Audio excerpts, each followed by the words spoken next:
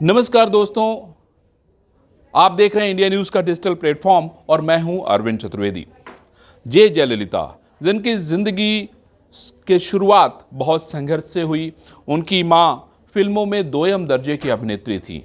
बड़ी मुश्किल से घर चलाना होता था। ऐसे में जब जयललिता ने अपनी पढ़ाई शुरू की, उस दौरान हमेशा वो क्लास में अव्वल रहीं।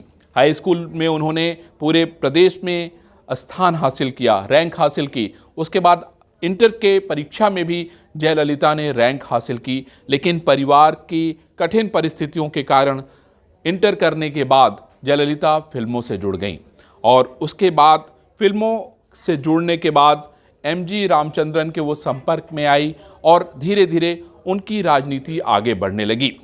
जयललिता मद्रास यानी चेन्नई की मुख्यमंत्री बनी और उनका नेताओं में इतना खौफ होता था कि जो नेता होते थे अपने पॉकेट में जयललिता की तस्वीर लेके चलते थे। कितनी बार हम लोगों ने संसद में देखा कि जयललिता की तस्वीर उनके नेताओं के पर्स में पड़ी रहती थी और जब जयललिता अगर कहीं दिखती थी तो वो दूर से उनके लिए चरण दंडवत हो जाते थे। ये तस्वीरें कई बार देखी। लेकिन क्या आपको पता है कि जयललिता के आखिरी वो 75 दिन कैसे थे, जिस समय जयललिता अपनी जिंदगी और मौत से जूझ रही थी। लगातार अपोलो अस्पताल से रोज खबरें आती थी कि नहीं, आज जयललिता की स्थिति बेहतर थी, आज जयललिता ठीक होकर आने वाले समय में बाहर दिखाई पड़ेंगी। लेकिन अस्पताल में जाने के बाद जयललिता अस्पताल से बाहर नहीं निकल पाई और उनकी मौत हो गई। उनकी मौत के बाद तमाम तरह के सवाल खड़े हुए और इसके लिए बाकायदा एक जांच आयोग बना दिया गया। जांच आयोग ने अपनी जो रिपोर्ट दी है वो बेहद चौंकाने वाली है और मैं समझता हूं कि इसीलिए इसको देश को जानने की आवश्यकता है कि आखिर उस जांच रिपोर्ट में क्या है। मैं आपको वो रिपोर्ट बताना चाहता हूं कि जांच रिपोर्ट में कहा जा रहा है कि अपोलो के जो चेन्नई में स्थित था, 75 दिन भर्ती रही जयललिता। पूर्व सीएम के साथ क्या हुआ, इसका पूरा विवरण दिया है। उनकी मौत की असली वजह क्या रही। रिटायर्ड जस्टिस आर मुगसामी आयोग की विधानसभा में पेश रिपोर्ट में ऐसे कई सवाल खड़े किए गए हैं। खासकर जयललिता की करीबी रही शशिकला सहित 5 किरदारों की भूमिका की जांच करने की अनुशंसा की है। जांच रिपोर्ट में शशिकला के बयान का संदर्भ दिया गया है।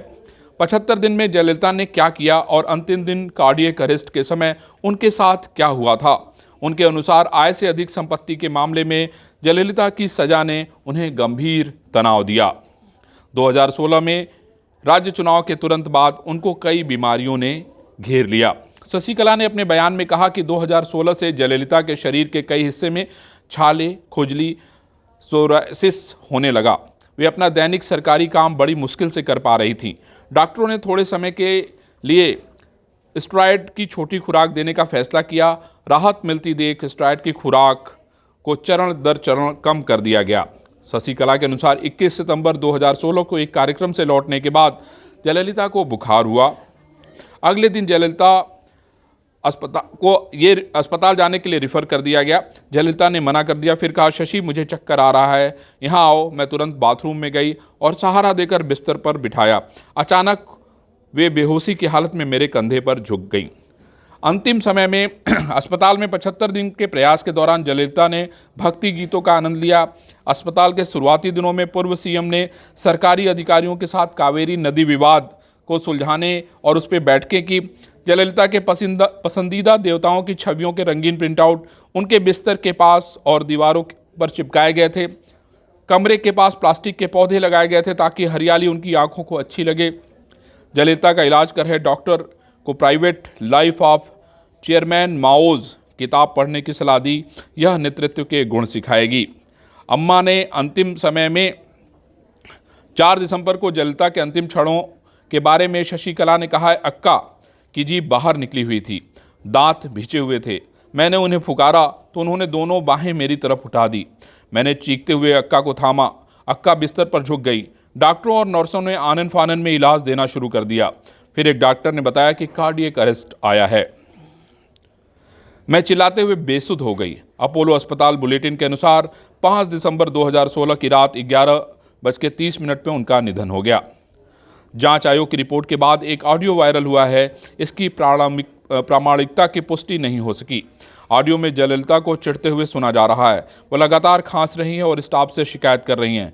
वे डेटा रिकॉर्ड करने वाली स्टाफ नर्स से बात कर रही हैं। सबसे बड़ा सवाल यह है कि जयललिता ने राजनीति में बहुत कुछ दिया, बहुत सारे नए प्रयोग किए, लेकिन जिस तरीके से जिंदगी के आखिरी दिनों में वो अकेले रहीं, ये बात सालने वाली रही।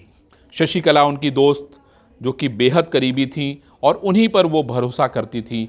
कहा यह जा रहा है कि शशिकला को ये सलाह दिया गया था कि जयललिता का ऑपरेशन अगर अमेरिका में होता तो शायद वो ठीक हो सकती थी, लेकिन इस बात को क्यों नहीं माना गया? शायद ये सारे सवाल इसीलिए उठाए जा रहे हैं।